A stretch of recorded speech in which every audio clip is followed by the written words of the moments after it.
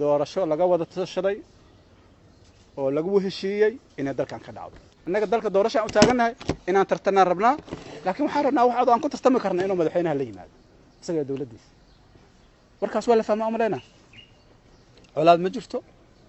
waa accept garayna markii la doorto garbaan ka istaagna masaga noo yeerta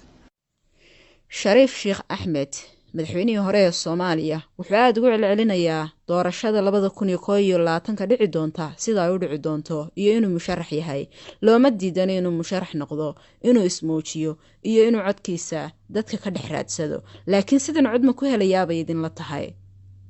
ma ka hadlay xaaladda ka taagan gobolka Hiiraan hal mar oo soo hadal qaaday ayaa jirtay markaana wuxuu ka dhigtay daliil uu ku dhaliilayo dawladdan oo uu leeyahay madaxweynuhu masiibada ka dhacday beledweyne warba kama hayo mana oga laakiin isagu xilligiisii uu madaxweynaha ahaa wax walba ma oga badda sheekadaadu siyaasad waay garad Soomaa ra'iisul wasaaraha idin jawaabay wasiirka idin jawaabay aniga dhabo arkinba warqad lagu saxiixana ma arkin meel lagu saxiixana ma ogi waxna kama ogi haday fiican tahay dadkaas iskale haday xumaatan ayaga iskale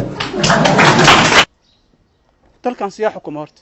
wixii dhaca waxa lagu leeyahay madaxweynuhu ma oga yaa xukuma dalka annaga ninka aan madaxweynuhu yaa ku wareejisay adiga dalka